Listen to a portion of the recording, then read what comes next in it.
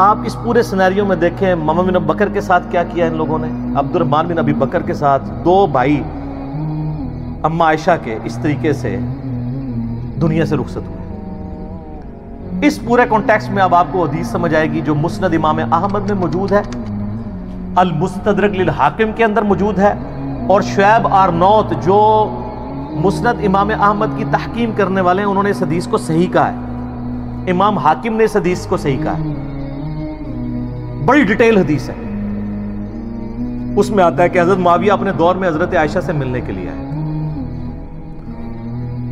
سیدہ عائشہ نے کہا کہ اے معاویہ, تجھے اللہ کا خوف نہیں آتا جو کچھ تو نے حجر ابن عدی اور ان کے ساتھیوں کے ساتھ کیا؟ حجر ابن عدی شیعان علی میں سے تھے, شروع کے مسلمانوں میں سے تھے. ان کو حضرت معاویہ نے ظلماً شہید کروایا. وہ پوری ڈیٹیل آپ کو مستدرک الحاکم میں ایک پورا چیپٹر ہے حجر ابن عدی کا.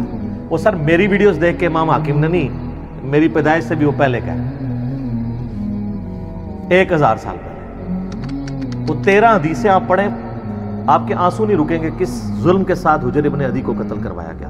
صرف اس بات پہ کہ یہ جمعے کی نماز لیٹ کر دیتے تھے, ممبروں پہ سب و شتم حضرت علی پہ کرتے تھے, یہ مخالفت کرتے تھے. اور اس شخص کی قبر وہاں پہ کھودی گئی جو علاقہ حضرت عمر کے دور میں حجر ابن عدی نے فتح کیا ہوا تھا. اوئے ہائے. اور آخری وقت میں کہا گیا کہ بچت کی ایک صورت ہے کہ حضرت علی پہ لعنت کر دو, چھوڑ دیں گے. ان کا پوری زندگی علی سے عشق کیا. اب موت کو دیکھ کے تو میں حضرت علی کے اوپر سب و شتم کر دوں. اور کہا 2 نفل پڑھنے کی اجازت دو, اور نفل تیزی سے پڑھے. اور کہا میں نے اس لیے تیزی سے پڑھے تاکہ تمہیں یہ نہ ہو کہ میں موت کو ڈیلے کرنے کے لیے نماز اس طرح پڑھ رہا ہوں. میں نے زندگی میں کبھی اتنی تیز نماز نہیں پڑھی. اور پھر کہا وصیت کی لوگوں کو. ایران والوں نے حجر ابن عدی کے اوپر, جن کو آپ کہتے ہیں صحابہ کو نہیں مانتے, انہوں نے پوری ایک فلم بنائی ہے حجر ابن عدی کے اوپر, یوٹیوب پہ رکھی ہے اردو ڈبنگ کے ساتھ. تو انہوں نے وہاں پبلک کو وصیت کی کہ مجھے میری انہی بیڑیوں میں اور انہی خون آلود کپڑوں میں دفن کرنا ہے. قیامت والے دن پولیس رات پہ میں معاویہ کا گریبان پکڑوں گا. ان کے ساتھی بھی قتل کیے گئے صرف ایک ٹسل کے اندر کے حضرت علی کے سپورٹر کے. اب حجر ابن عدی ان کے ساتھیوں کا جب قتل ہوا, سیدہ عائشہ تو پھر بڑی دکھی تھی اس کی وجہ سے. تو حضرت معاویہ جب ملنے کے لیے آئے, مسند امام احمد المستدرک للحاکم میں موجود ہے. شعیب آرنوت نے کہا حدیث صحیح ہے. کہا معاویہ تجھے کوئی خوف نہیں آیا, تو نے حجر ابن عدی اور ان کے ساتھیوں کے ساتھ جو کچھ کیا, اور تجھے ڈر نہیں لگتا کہ میں ایک بندہ مقرر کروں جو چھپ کے تیرے اوپر وار کرے اور تجھے قتل کر دے؟ یعنی حضرت عائشہ کا غصہ کس لیول کا تھا کہ میں گھریلا وار کروا کے تجھے مروا نہ دوں. تو انہوں نے کہا کہ ام المومنین, ہم آپ سے یہ ایکسپیکٹ نہیں کرتے کہ آپ ایسا کریں گی, کیونکہ ہم نے نبی علیہ السلام سے یہ سنا ہے کہ مومن کبھی چھپ کے وار نہیں کرتا. لوگوں کو حدیثیں سنانی. کس کو؟ اما عائشہ کو.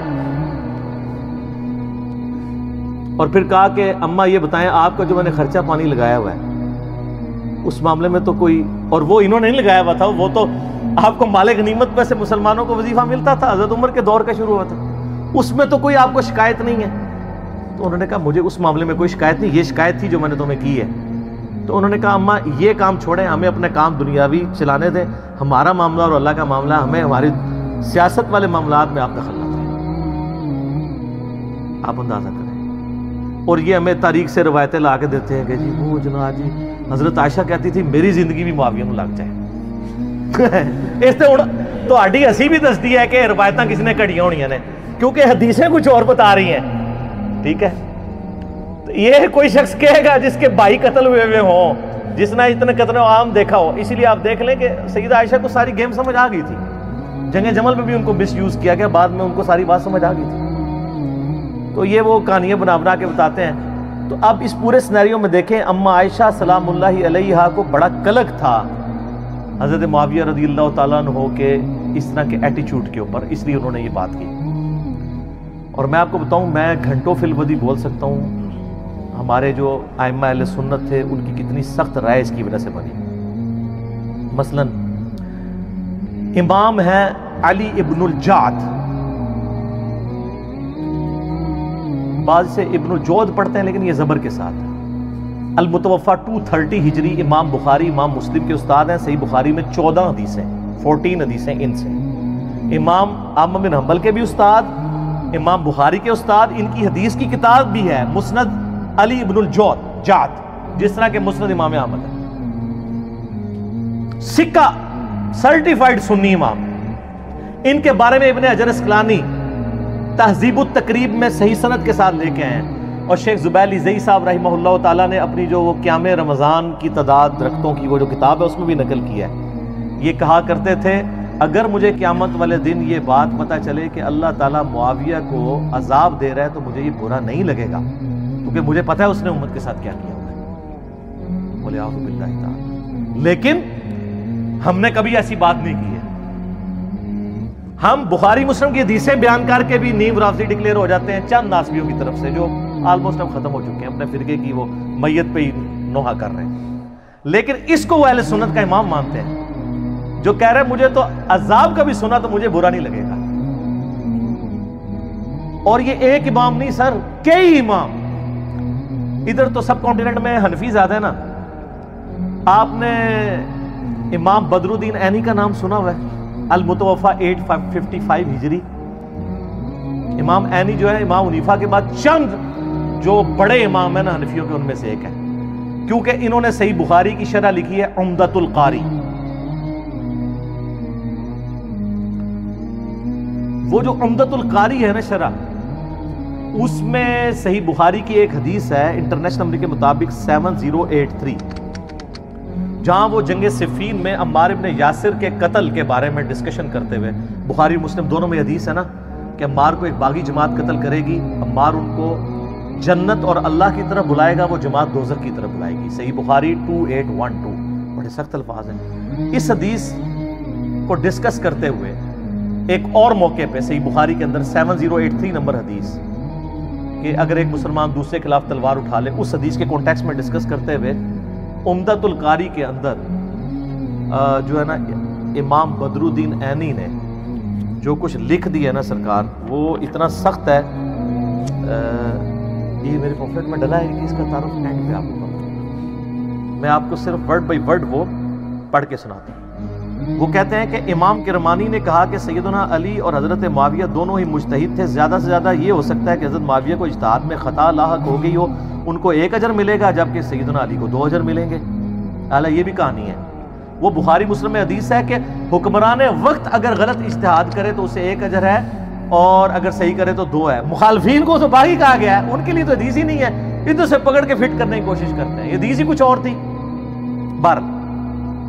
تو وہ آگے لکھتے ہیں کہ یہ کرمانی نے تو یہ کہا، لیکن میں کہتا ہوں، امام عینی حنفی کہتے ہیں کہ حضرت معاویہ کو خطا کو اجتہادی خطا کیسے کہہ دیا جائے اور ان کے اجتہاد پہ کیا دلیل ہے، حالانکہ ان کو یہ حدیث بخاری اور مسلم کے حوالے سے پہنچ چکی تھی کہ آپ علیہ السلام نے فرمایا افسوس ابن سمیہ کو ایک باغی جماعت قتل کرے گی، اور ابن سمیہ عمار ابن یاسر ہے اور ان کو حضرت معاویہ کے گروہ نے جنگ صفین میں قتل کیا۔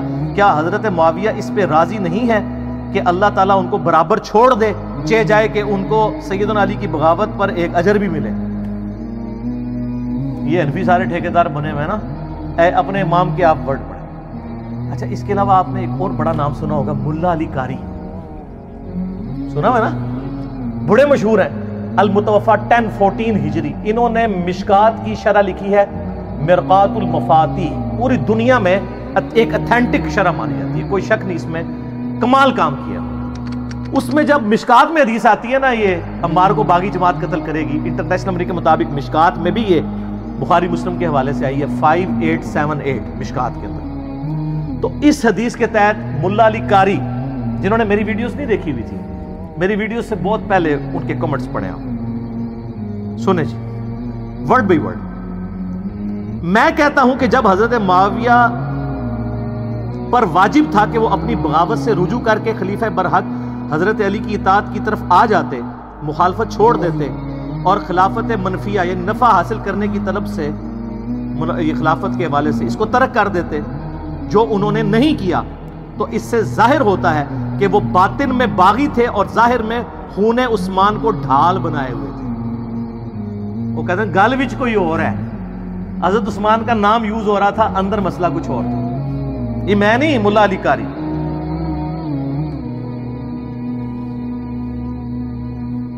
چنانچہ ڈھال بنائے ہوئے تھے لوگوں کو دکھانے کے لیے، یہ بھی الفاظ لکھے. چنانچہ یہ حدیث ان کے پوشیدہ چیز کو ظاہر کرنے والی ہے، یعنی عمار کو باغی جماعت قتل کرے گی، اور ان کی بغاوت کو روکنے والی ہے. تاہم کتاب تقدیر میں اسی طرح لکھا ہوا تھا جیسا کہ ہوا ہے. ان کے عمل اور رویے کی وجہ سے قرآن اور حدیث دونوں مہجور اور متروک ہو گئے. وہ کہتے ہیں قرآن اور سنت کو پش ڈال دیا امیر شام نے. یہ کون کہہ رہا ہے؟ ملا علی قاری.